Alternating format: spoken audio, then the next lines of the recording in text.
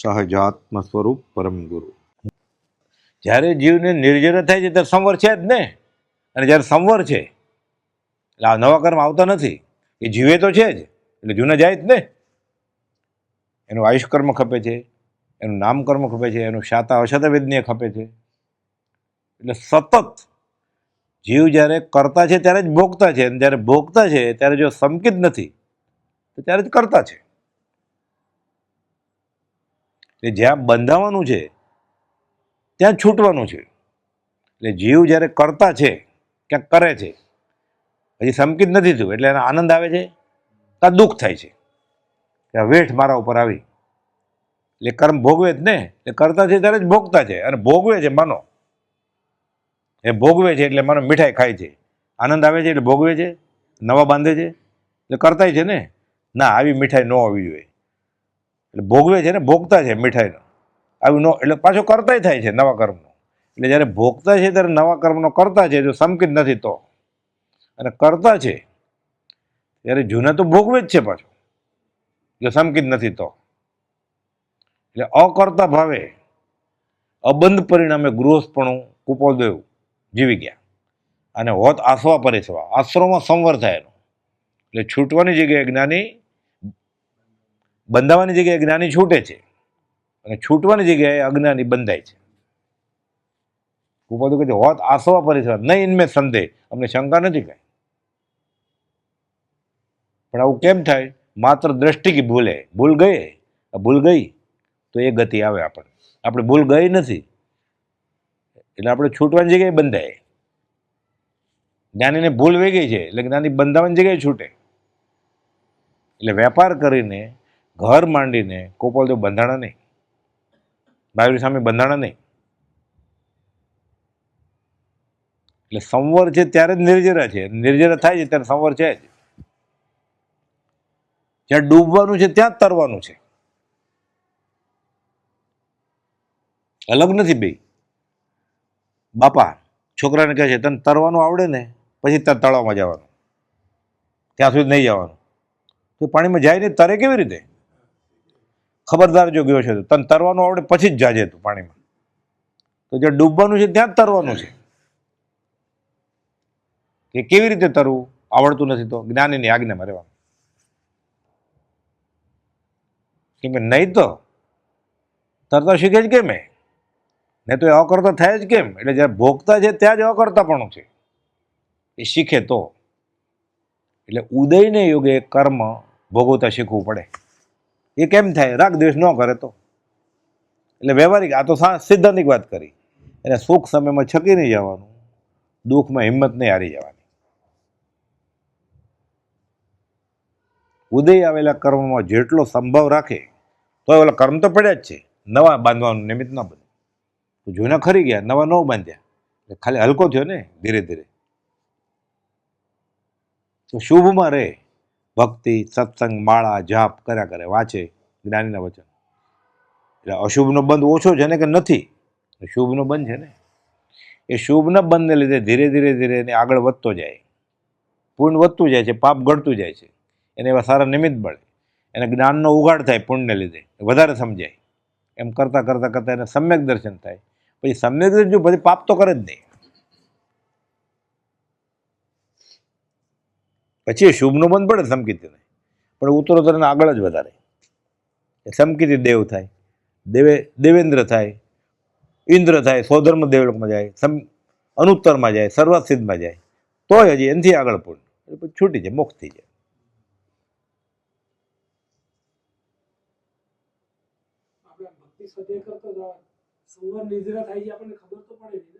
પણ આપણને ભક્તિ કરીએ પછી સાત્વિક આનંદ આવે કે હલકાપણું લાગે. એમાંનો આપણે કોઈ સાથે ઝઘડો થયો તો ગુસ્સો આવતો, એટલે મન વ્યાકુળ હોય કે નહીં? કે ક્યારેક ભક્તિ થાય કે આજે બહુ આનંદ આવ્યો ભક્તિ. પોતાને તો જ્યારે એવું થાય છે ખરેખર, ત્યારે એને શુભનો બંધ પડ્યો છે. અને આકુળ વ્યાકુળ હોય છે ઝઘડો કરે ત્યારે એને ખબર છે કે હું અશુભમાં છું. એટલે આકુળ વ્યાકુળ તો હોય ને, અશુભમાં રહે એવા નિમિત્ત ડગલે ને પગલે આવે ને. બ્રહ્મચર્ય લખ્યું છે 22 પરિશ મુનિને પીડે, અગણિત ગૃહસ્થને કેડે રહે. ગૃહસ્થ જીવનમાં તો ડગલે ને પગલે આ પરિસર ઉપાધિ છે. કમાવામાં, ખાવામાં, પીવામાં, સગા સંબંધીમાં, ઘરમાં, ઘરની બહાર, ડગલે ને પગલે છોકરા, છૈયા, મા બાપ, પતિ પત્ની, ભાઈ બહેન, સંબંધી, આડોશી પાડોશી, શેઠ નોકર. સવારથી શરૂ થાય ને, દૂધવાળો મોડો આવે, કામવાળી ન આવે, શરૂ થાય, ઘરમાં ઝઘડા થાય. એટલે ખાલી 22 જ પરિચય છે સાધુને તો દીખલાય પછી. ગુરુવાસને બ્રહ્મ કે અગણિત છે. જે કુટુંબ રૂપી કાજલની કોટડી છે આ. એટલે ત્યાં ઓછા પાપે જીવવું એ અઘરું જ છે. એટલે તો સાચો ઉપાય સર્વસંગ પરિત્યાગ કીધો, પણ બધા માટે શક્ય નથી. એટલે ઓછા પાપે જીવવાનું. એટલે કુપોલે કહ્યું ત્યાં 103માં પાઠમાં, ત્યાં અલ્પભાષી થવું. 8 મુદ્દા કયા છે. ઓછું બોલવું, અલ્પહાસી થવું, હળી મળીને. આ તો હસમુખા છે. હસમુખા રહેવા નથી, ઝઘડો નથી કરવો, દોસ્તી નથી કરવી.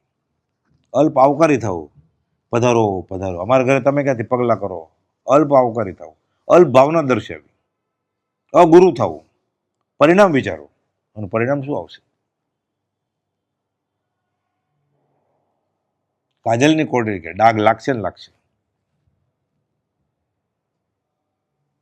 સતત અશુભમાં જ હોય, પણ ભક્તિ સત્સંગમાં હોય અને ઉપયોગ એમાં હોય જેટલો તેટલું શુભમાં રહે. એ પુણ્ય બંધના ઉદયમાં નાનામાં નાની આજ્ઞા જ્ઞાનીની પાળે એમાં પુણ્ય બંધ થાય. એ પુણ્ય ઉદયમાં એને વધારે સંજોગો મળતા જાય. જે પહેલાં પ્રતિકૂળતા હતી ઘરમાં, સાસુ વહુને ન જવા દે, વહુ સાસુને ન જવા દેતી હોય, મા બાપ, છોકરા છૈયા, શેઠ નોકર, ધીરે ધીરે પૂર્ણ થાય એટલે બધું અનુકૂળતા સર્જાતી જાય. એવા સંજોગો આવતા જાય. એમાં પાછા કરે, ધર્મકરણી ચાલુ રાખો, ઓર પૂર્ણ થાય. એમ કરતાં કરતાં આગળ વધે અને પછી સમજણ, ખરી સમજણ આવે, યથાર્થ જેમ છે એમ સમ્યક. એટલે પછી સમ્યક જ્ઞાન થાય, સમ્યક દર્શન, સંકિત થાય. સંકિત થાય પછી તો એને નિર્જર જ થાય. પછી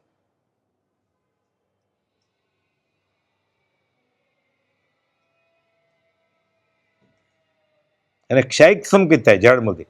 પછી તો એને ગોપાલ લખ્યું છે, સમયે સમયે અનંત ગુણ વિશિષ્ટ આત્મભાવ વધે છે અમારો. એટલે એક સમયે જે દશા છે એના કરતાં બીજા સમયે અનંત ગુણી વધારે દશા સારી થઈ જાય. એવું એ 10-15 વર્ષ જીવ્યા પછી.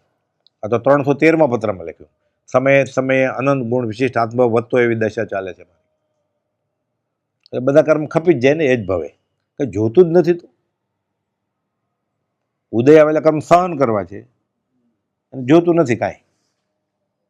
અને પુણ્ય ભોગવી નથી લેવું. પાપ તો ભોગવવું જ પડે. પુણ્ય ભોગવે ન પણ ભોગવે. વ્યવહારિક દાખલો છે એનું શાસ્ત્રમાં. મેં તમારા કાલથી 1 લાખ રૂપિયા લીધા છે,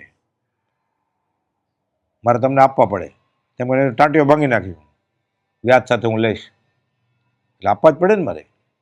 મેં એને આપ્યા છે 1 લાખ રૂપિયા, એ મને આપવા, મારે નથી જોતા, તમે ફિકર નહીં કરો, વાપરો. તો કે મારે હવે સગવડ છે, લઈ લો. અરે હું મારી આગળ 100 કરોડ છે, હવે 1 લાખ રહેવા દો ને, શું છે? મારે લેવા એટલો ન લો. નાને જે કરવું એ કરજો, આપી દે, મારે નથી જોતા. પુણ્ય વાપરવું હોય તો વાપરે, તો ન પણ વાપરે.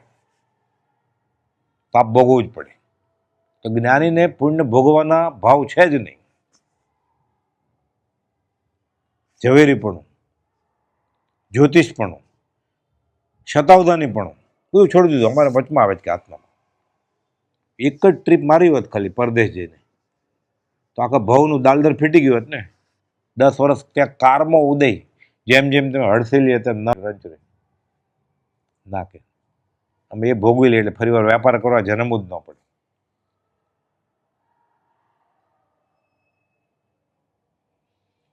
નવા બંધાતા નથી, જૂના ખરે છે. જે કર્મ ઘણા લાંબા કાળે ખપવાનું હતું એ 10 વર્ષ આ કારમાં ઉદય મોહનીમાં બધા ખપાવી દીધા, દેવું ચૂકતે. એટલે પોતાને જ અનુભવ આવે, હલકો થતો જાય. તો ગાંધીજીએ પૂછેલું, તો ગાંધી આપણને ખબર કેમ પડે કે મારો મોક્ષ થાય છે, થઈ રહ્યો છે, થશે? બધે સમજાવ્યું છે કે ખભાથી લઈને આંગળી સુધી ટાઈટ દોરડું બાંધ્યું હોય, ધીરે ધીરે છોડવા માંડે દોરડું, એટલે આંગળી છૂટી. આમ તો બહુ દુખતું હતું, હવે પંજોય છોડ્યો, હાથ સુધી જેમ જેમ છૂટતો જાય પછી એક જ આંટો બાકી છે એટલે ખબર પડી કે હવે આ છોડ નાખ્યો ને તો હું સાવ છૂટો. આમ તો છૂટો થઈ જ ગયો જ કે, પણ હજી થોડુંક ક્યાંક છે, કાઢી નાખો ને, એ કાઢી નાખી. એ પોતાને અનુભવમાં આવે કે હવે કાંઈ દુખતું નથી, સાવ મુક્ત છું.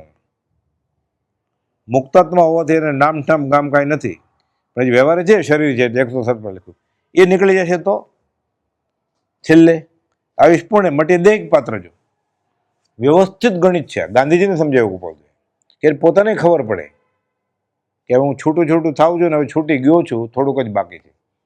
યાર કૂપન લાગ્યું હવે છૂટી ગયું સાવ, એટલે કે અમે પરમાત્મા છીએ. હવે આ સામેવાળાની ભૂમિકા પ્રમાણે બધાને કેમ સમજાય આ કેમ લખ્યું હશે. એટલે કુપોદે લખ્યું છે વ્યાખ્યાન સર 1ના 139, 40, 41, 42, 43 બોલમાં કે કોણ કોને માપી શકે, ઓળખી શકે. એટલે આપણને જ્યારે વ્યવહાર સંકિત થાય ને ચોથે, ત્યારે 7મા ગુણસ્થાનકવાળાની થોડી ઘણી ખબર પડે. સંકિત થઈ ગયું છે ચોથા ગુણસ્થાનકે, તોય 7માથી ઉપરવાળાની દશા ખબર ન પડે. જ્યારે પોતે 7મે આવે ત્યારે 7માથી ઉપરના વાળાને ઓળખે. એટલે કુપોદનું ઓળખવું હોય, કોઈ એમ કહેતો હોય તો એ 7મા ગુણસ્થાનક વધારે આગળ હોય, અપ્રમત્ત ગુણસ્થાનક. કુપોદનું જે ઓળખતો એ વ્યાખ્યાન સર 1:139 જીવ પહેલા ગુણસ્થાનકમાંથી આગળ જતો નથી, આગળ જેવા વિચારે કરતો નથી, આગળ સી રીતે વધી શકે એનો ઉપાય જ નથી ગોતતો, પુરુષાર્થ નથી કરતો, અને વાત પોતાના શક્તિની બહારની કર્યા કરે છે કે પહેલા ગુણસ્થાનક બહાર નથી નીકળતો, વાત 13મા ને 14માની જ કરે. આગળ કહે છે કોણ કોને ઓળખે. પહેલા ગુણસ્થાનકવાળાના જીવની દશાની જે સ્થિતિ છે અથવા ભાવ છે તેના કરતાં ચોથું ગુણસ્થાનક પ્રાપ્ત કરવાની દશાની જે સ્થિતિ અને ભાવ છે તે અલગ જુદા જ છે. આગળ લખ્યું છે પછી આ 139-40 આખું લંબાણમાં છે બહુ, આ ખાલી મેં મુદ્દો કીધો. એવું 39માં ગોપાલદેવ કહે છે આમાં 7મા સુધી પહોંચે તો સમ્યકત્વ સમાઈ જાય છે. જો ત્યાં સુધી પહોંચે તો તેને ખાતરી થાય 7મા ગુણસ્થાનક કે આગલી દશાનું કેમ છે, પરંતુ 7મા સુધી પહોંચ્યા વિના, એટલે માનો કે આપણામાંથી કોઈકને સંકિત છે, વ્યવહાર સંકિત, દેશ વિરતિ છે, પણ 7મા ગુણસ્થાનક નથી તો એ કુપોદને ઓળખી શકે નહીં. તો લોકો મિથ્યાત્વ ગુણસ્થાનકમાં રાચી માચીને કુપોદને ઓળખે એમ વાત કરે છે. એ તો ઠીક, પછી એમ કે છે ગૃહસ્થ હતા એને આ સાંભળે છે પાછો ધર્મના નામે, એને ધંધો કરે વ્યવહારમાં, સત્સંગ કરાય કુસંગ થાય. એટલે જો 7મા સુધી પહોંચે તો પણ એમાં સંકિત સમાઈ જાય છે, અને જો ત્યાં સુધી પહોંચે તો તેને ખાતરી થાય કે આગલી દિશાનું કેવી રીતે છે 7માથી ઉપરનું, પરંતુ 7મા સુધી પહોંચ્યા વિના આગલી વાત ખ્યાલમાં આવી શકતી નથી.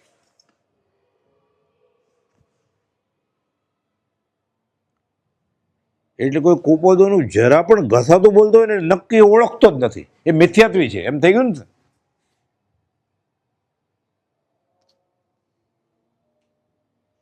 એની સત્સંગ કેમ થાય? એની હારે પર્યુષણમાં સત્સંગ કરે છે મોટા દિવસમાં.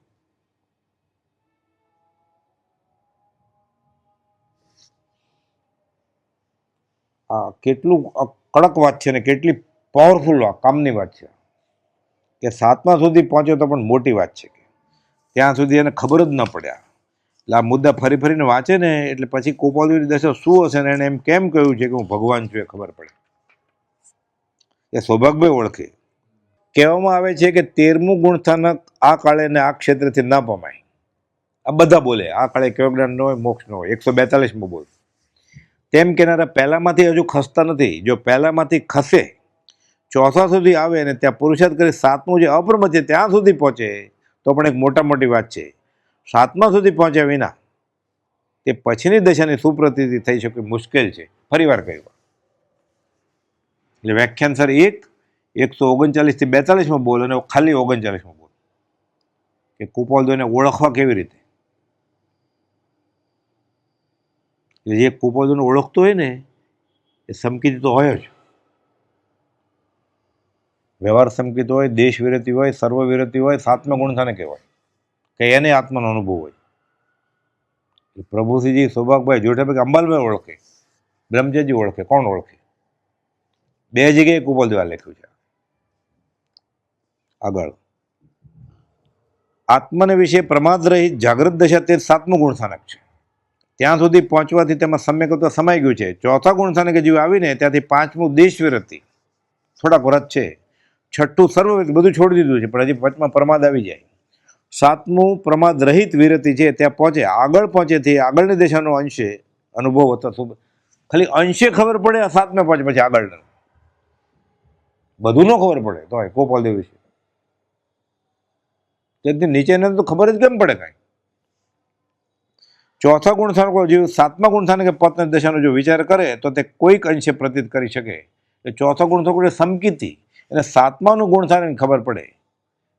7માંથી ઉપર ન પડે. 7મે પહોંચે પછી 7માની થોડે ઘણે અંશે પડે, પછી એ પૂરી ન પડે, પોતે જ ચડે પછી ખબર પડે. કેટલું લંબાણમાં સમજાવ્યું છે ગોપાલદેવે. ચોથા ગુણસ્થાનનો વાળો જીવ એટલે સમકીતિ 7મા ગુણસ્થાનકે પત્ની દશા જો વિચાર કરે તો તેને કોઈ અંશે પ્રતીત થઈ શકે, સર્વાંશ નહીં. સમકીત છે તોય 7મા વાળાને સર્વાંશને ઓળખે, તેનાથી ઉપરવાળાને કેવી રીતે ઓળખે? એ લોકો કેવા સિક્કા ઉછાળે છે.